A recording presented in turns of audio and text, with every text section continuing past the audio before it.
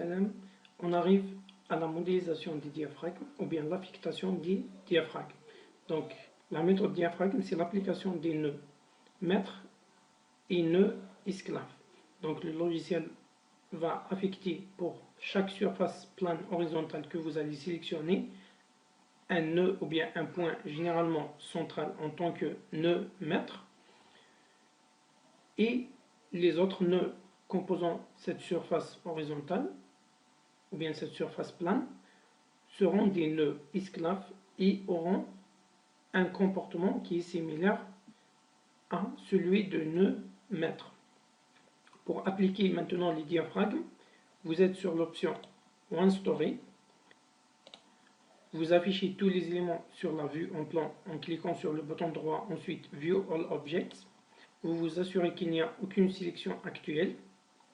Nous sommes au niveau de la première élévation sur la vue en plan. Dans mon cas, c'est le sous-sol. Vous sélectionnez tous les éléments de votre niveau. Donc, vous appliquez une sélection par fenêtre. Ensuite, vous allez sur Assign, Shell Area. Et vous choisissez la troisième option qui correspond au diaphragme. Vous pouvez aussi utiliser le bouton raccourci.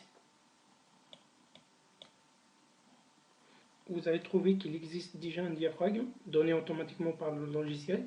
Il suffit pour le premier niveau de modifier celui-ci. Donc vous cliquez sur Modify Show Diaphragm. Donc vous mettez l'option diaphragme rigide. Ensuite vous cliquez sur OK. Une autre fois sur OK pour valider l'affectation du diaphragme ici du nom D1 au niveau sous-sol. Si maintenant la schématisation de votre diaphragme ne s'affiche pas, vous allez sur les options de vue et vous cochez l'option Diaphragm Extent.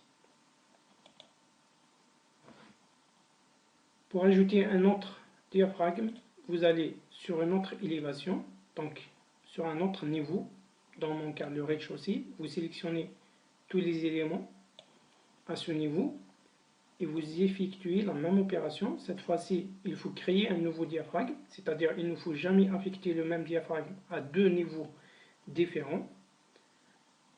Et même aussi, il ne faut jamais sélectionner des éléments sur des niveaux différents et leur affecter le même diaphragme.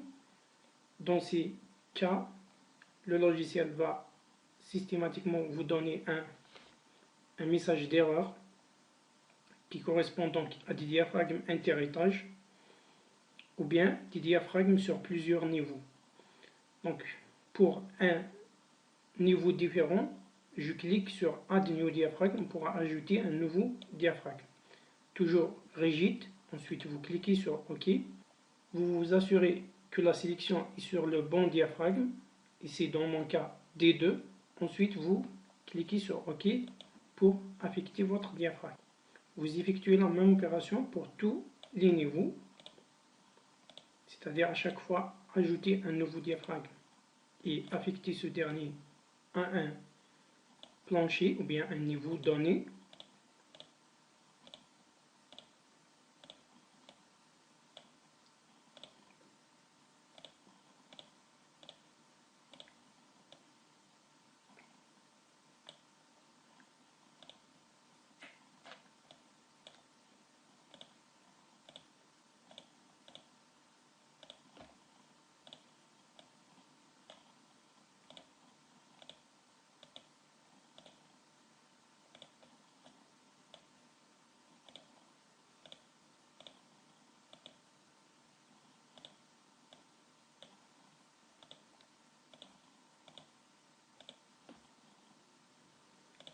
Jusqu'à arriver donc au dernier plancher qui correspond à la terrasse dans mon cas.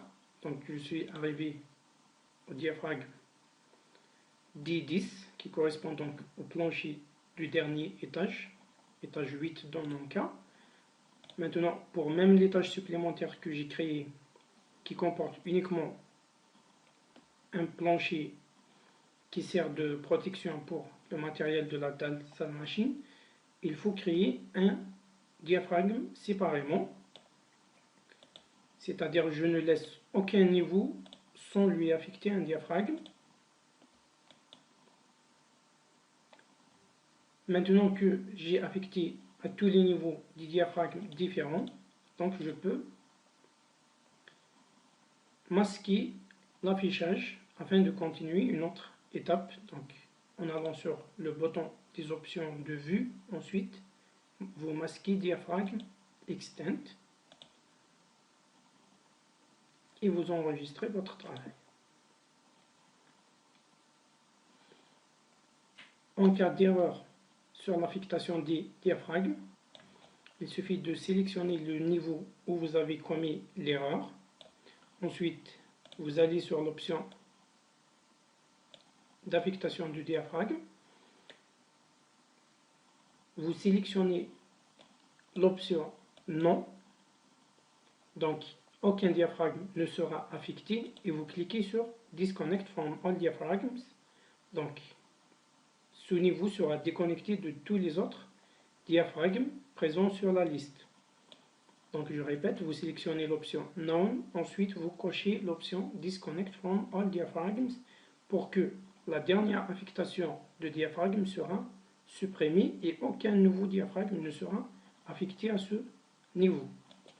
Maintenant que j'ai supprimé le diaphragme erroné ou bien qui contient une erreur, je refais la sélection de mon niveau et je lui affecte le bon diaphragme cette fois-ci en cliquant sur le diaphragme qui lui correspond.